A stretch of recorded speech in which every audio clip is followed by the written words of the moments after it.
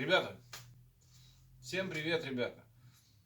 Столкнулся я с маленькой проблемкой. В общем, при покупке машины мне сразу сказали, что по ходовке там как-то, ну не чтобы совсем не очень, но что-то там постукивает. Поехал, да, вроде что-то подстукивает, пригнал машину. Вот послушайте, вот этот звук меня стал напрягать. Я 2 раза съездил на работу, говорю сам себе, все хорош, так ездить нельзя, не дай бог что-нибудь. Вот, вот с этим вот стуком тут три причины. Рулевой наконечник, рулевая тяга, рулевая рейка. Все, третьего уже тут не дано. Полез разбираться, снял колесо, поболтал вверх-вниз, шаровую проверил нормально, стал болтать лево-право, да, люфт левого колеса. Ну, я обошелся малой кровью, у меня накрылся рулевой наконечник. Вот этот шар болтается в своем седле, сама шаровая. Вот я поставил машину на прикол, все, сейчас на ней не езжу, заказал рулевой наконечник, сегодня вечером должен прийти. Если вечером придет, завтра будем ставить. И в видео в следующем я покажу, как поменять рулевой наконечник, и чтобы не гнать машину после на сход-развал. Ребята, это возможно, если ты меняешь просто один рулевой наконечник. Вот. Если ты меняешь в сервисе, естественно, они тебя посылают на сход-развал, ну, дабы, чтобы как бы ты заплатил еще 1500. Ну ладно, не об этом сейчас разговор. И вот я хотел бы упомянуть об рейке, о рейке. Ребята, вот у кого мало опыта с ремонтом автомобилей, да, вы гоняете в сервисы. Если гоните в сервис, гоните в специализированные сервисы, в профессиональные, хорошие, специализированные, которые вам порекомендуют друзья, товарищи или еще кто-нибудь. Если не понимаете, сами не лезьте. Вернее, это хорошо, когда сами лезете, но наройте кучу информации, чтобы взяться за эту работу. А в шараж-монтаж не гоняйте, не гоняйте. Либо по знакомым, допустим, как-то вот я к своему Василию могу пригнать, я знаю, там качество присутствует. Смотри, сейчас объясню почему. Допустим, вот у меня сейчас как бы появился люфт, да, ну не буду еще раз показывать. Был такой случай, это не из моей жизни, это из жизни товарища. У него вот этот был люфт в рулевом колесе. Он пригнал его в сервис, говорит, я буду присутствовать при, ну, ему показали, что у тебя рулевой наконечник неисправен, будем менять. Он говорит, я буду присутствовать при ремонте. Ему говорят, нет, у нас так не положено, идите. Он пошел, приходит, все нормально, наконечник ему поменяли, поехал, у него люфт остался в рулевом колесе. Казалось бы, наконечник поменяли, люфт должен уйти, ну, как бы зазор вот этот вот должен уйти. А у него остался. Погнал в другой сервис, ему приговорили рейку. Ребята, рейку. А рейка это вещь дорогостоящая. Даже ее ремонт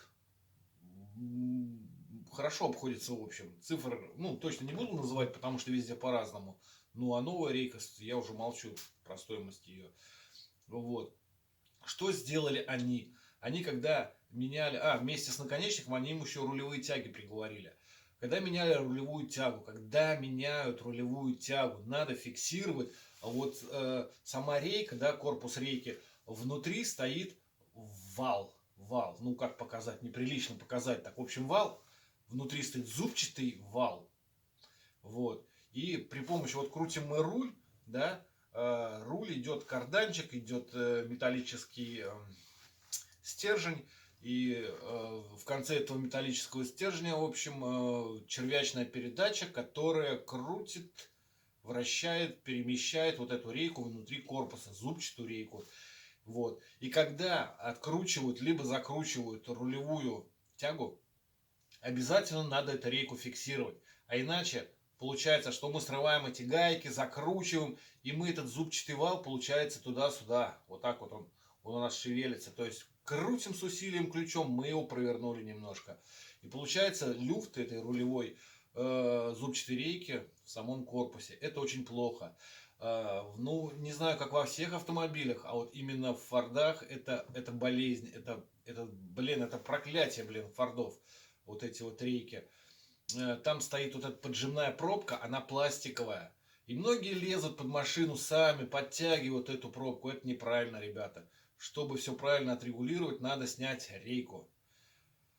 Да, что еще хотел сказать.